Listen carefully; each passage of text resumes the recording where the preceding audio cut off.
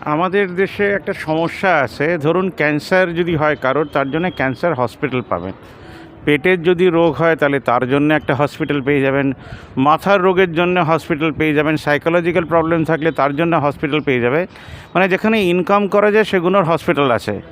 কিন্তু unemployment problem, ধরুন পুরো বাংলা জুড়ে, পুরো বিশ্ব জুড়ে, পুরো ইন্ডিয়া জুড়ে আনএমপ্লয়মেন্ট প্রবলেম রয়েছে, সেটাকে নিয়ে কোনো আপনি ব্যাংক পাবেন না। মানে আনএমপ্লয়মেন্টকে সলভ করার জন্য বেকাররা আমাদের দেশে সেখানে ডোনেশন দিচ্ছে, সেই টাকায় ইন্ডাস্ট্রি নিচ্ছে, ইন্ডাস্ট্রি খুলে দিচ্ছে এবং আমাদের দেশে বেকারদেরকে শেয়ার দিচ্ছে এবং চাকরি দিচ্ছে, এবং যারা চাকরি পেল তারা আবার করে ডোনেশন দিচ্ছে। মানে এই মুহূর্তে আমাদের ভারতবর্ষে যে কজন এমপ্লয়িরা আছেন তারা যদি চান এক্ষুনি, মানে কাল থেকে প্ল্যানিং করে 1 বছরের মধ্যে একটা সংবিধান ঠিক করে যে দেশের নাগরিকদের কি কাজ হবে করে দিতে পারবেন। এবার তার চেয়ে বড় সমস্যা হচ্ছে থ্যালাসেমিয়া। এতগুলো থ্যালাসেমিয়ার সংগঠন, কিন্তু আজকে একটি মা অনিমা মিত্র একটা অসাধারণ কথা বললেন। মানে নিজেদের কান দিয়ে শুনে, নিজেদের চোখ দিয়ে দেখে নিন। সাংবাদিকতা কি আসলে হচ্ছে দেশটাকে এগিয়ে নিয়ে যাওয়া। আমাদের দেশের রিপোর্টিংটাকে সাংবাদিকতা বলে ভুল করা হয়। সেই ভুল থেকে আমাদেরকে কোথাও একটা বেরোনোর দরকার আছে, প্রয়োজন আছে 2023-এর। কারণ 2020-তে আমরা সবাই মারা যেতে পারতাম, মারা যাইনি, বেঁচে আছি, তার নিশ্চয়ই কোনো একটা কারণ আছে, আর সেটা মহান কারণ হোক। আবার ব্ল্যাক শিপ করতাম, সেখান থেকে দয়া করে বেরিয়ে আসুন। শুনুন একজন মাকে। হ্যাঁ, বলছি এরকম বাচ্চাদের জন্য যদি একটা স্কুল খোলা যায়, এরা তো পড়েও নিজের পায়ে দাঁড়াতে পারবে কিছুটা। হ্যাঁ, এদের তো এমনি স্কুলে ভর্তি নিচ্ছেই না। এবার কি করে এরাই বা কী করে শিখবে বা কী করে দাঁড়াবে বলুন? একটা স্কুলের এদের ব্যবস্থা করার চেষ্টা করুন। হ্যাঁ, অনেক ধন্যবাদ দিন। আমি দিদি আজকে এখানে কেন এসেছেন? আজকে আমার এই মেয়ে থ্যালাসেমিয়া, তারপরে সুযোগ সুবিধা, তারপরে ব্লাড পাচ্ছি না, হুল ব্লাড দিতে হচ্ছে, এই সব নিয়ে আলোচনা মিটিং করার জন্যই স্যার ডেকে পাঠিয়েছেন, এসেছি। আচ্ছা, জন্মের কতদিন পরে জানতে পারেন যে থ্যালাসেমিয়া হয়েছে? ও 6 মাস থেকেই ধরা পড়েছে। 6 মাস থেকে ধরা পড়েছে। আচ্ছা, তার জন্য যা যা টিকা আমাদের দেশে নেওয়া হয় সেগুলো কি সব নেওয়া হয়েছে? সেই সব নেওয়া হয়েছে। 10 বছরেরটা পায়নি, 10 বছরটা পাবে। তারপর সেটা পাবে। আচ্ছা, জেনারেল যে একটা বাচ্চাকে বড় করতে যে সমস্যা হয় বা যেটা সমাধান সব মায়েরা করেই থাকেন, তো ওর জন্য কি আলাদা কোনো টেক কেয়ার করতে হয় আপনাকে?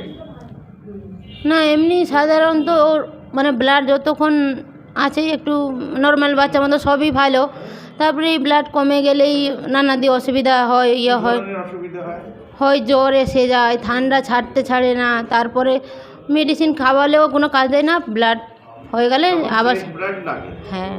তো আপনি কি জানতেন যে আপনার থ্যালাসেমিয়া আছে বা আপনার বড়? না, এই সমস্ত কিছু জানলে আর এরকম বিয়ের আগে টেস্ট? না।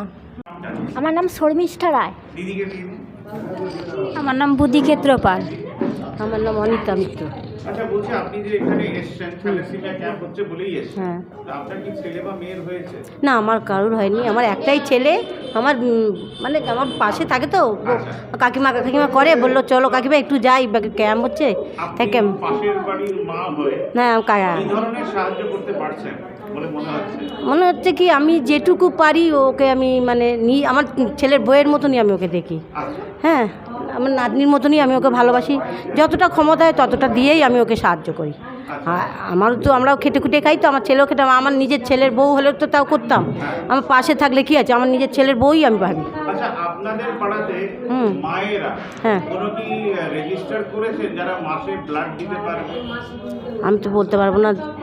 জানেন না। তাই তো, দিদিকে জিজ্ঞেস করছি, আপনি মাইকটা নিয়ে বলুন, দেখা যাচ্ছে স্ক্রিনে। আপনাদের পাড়াতে কোনো রেজিস্টার খুলেছেন যেখানে মায়েরা রেজিস্টার করেছে ব্লাড দেবে বলে? না, এখানে ক্লাবে আমরা কোনোদিন যোগাযোগ করিনি। আমরা এই প্রথম গেছি, তারপরে এই বছর 2 হলো এই মানে বেহালায় গেছি। এবার কোনোদিন আমি যাইনি সেখানে, সুযোগ সুবিধা মানে ক্লাবে কোনোদিন আমি যাইনি। হ্যাঁ, ঠিক আছে। বাবু, তোমার নামটা? সুরজ ক্ষেত্রপাল। বলছি আমার তো গরম লাগছে, তোমার কি ঠান্ডা লাগছে? না, আমারও গরম লাগছে। গরম লাগছে। আচ্ছা বাবু, তোমার যে থ্যালাসেমিয়া হয়েছে এটা জানো? থ্যালাসেমিয়ার জন্য কীরকম প্রবলেম ফেস করো? কিছুই আমার হয় না। দৌড়োতে পারছো? দৌড়ো। আচ্ছা, ব্লাড রক্ত কখন কখন নিতে হয়? মাসে 1 বার 2 বার? 2 বার। মাসে 2 বার। তখন কি কষ্ট হয়? না। না। তার মানে তুমি সাহসী ছেলে, তাই তো? আর কোন স্কুলে পড়ো? স্কুলে তো যায় না ভালো, স্কুলে যাও না? স্কুলে যাওয়ার ইচ্ছে হয় না? যখন মাঝে মাঝে ভর্তি হতে থাকি তো হুম স্যারা বলে যে ভর্তি হয়ে যাবি, স্কুল আসিস না আসিস, হুম।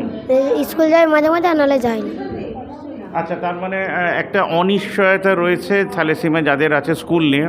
এটার সম্বন্ধে তার মায়েদের সঙ্গে আমরা মাঝে মাঝে ইন্টারভিউ করব। সবচেয়ে আগে একটু নামটা জেনে নেব। সুব্রত রায়। আমরা যাদের ইন্টারভিউ করলাম তাতে সবচেয়ে সিনিয়র সুব্রত রয়, থ্যালাসেমিয়া পেশেন্ট। ওনার থেকে হয়তো সবচেয়ে বেশি জানতে পারবো কী কী সমস্যা রয়েছে, কীরকম সমস্যা উনি ফেস করছেন। সমস্যা এটা আপনি ধরে বলুন। সমস্যা বলতে গেলে আমি তো 2.5 বছর বয়সে যখন আমার ধরা পড়ে তখন আমি কিছুই জানিনি, তখন বাড়ির লোক যা ব্লাড দেওয়ার করার করেছে। তারপর থেকে একটা ওই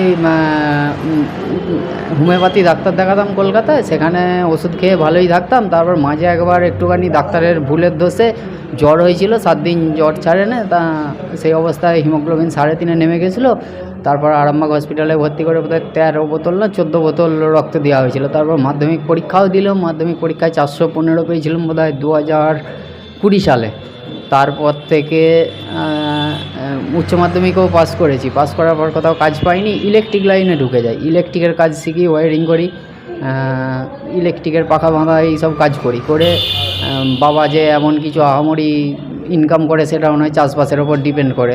এবার নিজে একটা রাস্তা ধরি, রাস্তা ধরার পর ওই ডাক্তারবাবু বলেছিল যে তোর মনের মধ্যে একটা জিনিস রাখবি, তুই যে অসুস্থ সেটা কখনোই তুই মনে রাখবি না, তুই মনের জোরটা নিয়ে কাজ কর, যে কোনো কাজ কর, তার জন্য আমি আছি। আপনার কি রক্ত লাগে মাসে? আমার এখন এই বয়সটা হয়ে যাওয়ার জন্য রক্তটা লাগছে, নাহলে 2020 সালের পর বোধহয় 21-এ লেগেছিল 2টো, 22-এ 2টো, 23-এ বোধহয় 4টে লাগলো। এবার মানে বয়সটা যত হচ্ছে লাগছে। আর আপনার খাওয়া দাওয়া কি নর্মাল? নর্মাল, ধরুন সকালে যেহেতু কাজের সাইডে যাই, সকালে বাড়িতে খাবার দাবার খেয়ে যাই, মুড়ি টুড়ি খেয়ে যাই। তারপর খাওয়া দাওয়া বলতে গেলে ধরুন কোনো দিন 1:30। থ্যালাসেমিয়া একটা প্রশ্ন জাগে, সেটা তো আমি এমনি করি না কাউকে, যে রক্ত জেনারেট করার মতো মানে কি ফল এই ধরনের কিছু খাওয়া বেশি খেলে কি ওটা কি সুবিধা হবে? ওটা সুবিধা হয়, কিন্তু আবার বেশিরভাগ ফলেই তো আয়রন থাকে, আয়রনটা খেলে বেশি ক্ষতি হয়। ক্ষতি হয়, আয়রনবিহীন খাবার খেতে হবে। আর অন্য যে সংগঠন যারা কাজ করছে, আপনি কি চাইবেন যে সবাই যৌথভাবে একটা মুভমেন্ট করুক যাতে দেশে আর থ্যালাসেমিয়া পেশেন্ট না জন্মায়? হ্যাঁ, এরকম তো আমরাও চাই, কিন্তু আমরা যেহেতু জানি, যেমন আমরা বাচ্চা নেওয়ার আগে ডাক্তারবাবুর সঙ্গে আলোচনা করেছিলাম, বা আমার রিপোর্টগুলো 2020 সালে নিয়ে ডাক্তারবাবুর সঙ্গে কথা কনসাল্ট করেছিলাম, তাতেও ডাক্তারবাবু তো বললো যে না, বাবার আছে তো ছেলের আসবে না। তারপর আমরা বাচ্চাটা নিলাম, নেওয়ার পরও দেখা গেল যে আমাদের বাচ্চা চলে এসছে, থ্যালাসেমিয়া আসছে। আমরা মেডিকেলি মিস্টেক হতে পারে এটা, কারণ আমরা আগে সমস্ত রিপোর্ট আমার দেখিয়েছি যে ডাক্তারবাবু আমার এরকম থ্যালাসেমিয়া আছে। আমরা যে বাচ্চা নিতে যাই তাতে যদি আমাদের হয় হোক বা টেস্ট টিউব হোক বা যে কোনো উপায়ে আমাদের একটা সুস্থ সবল বাচ্চা চাই, কিন্তু তার জায়গায় তো উল্টো হয়ে গেল। মানে আপনার স্ত্রীরও কি থ্যালাসেমিয়া আছে? হ্যাঁ, থ্যালাসেমিয়া কেরিয়ার। আপনিও কেরিয়ার? আমিও কেরিয়ার। সেই জন্য উনি বলেছিলেন যাতে আপনি বিয়েটা করুন, অসুবিধা হবে না। আচ্ছা, তার মানে মেডিকেলিও ভুল হচ্ছে। তার মানে আমরা 100% বলতে পারবো না যে টেস্ট করান তারপরে বিয়ে করুন, সেটা নয়। তাতে দুজন কেরিয়ার হলেও না বিয়ে করাটাই আমার মনে হয় ঠিক হবে। আজকে আমরা যেমন নিয়ে ভুগছি, ওরকম আর যেন কেউ না ভোগে। আর কিছু বলার নেই, আপনারা যা শোনার শুনলেন। আজকের মতন এতটাই, ধন্যবাদ।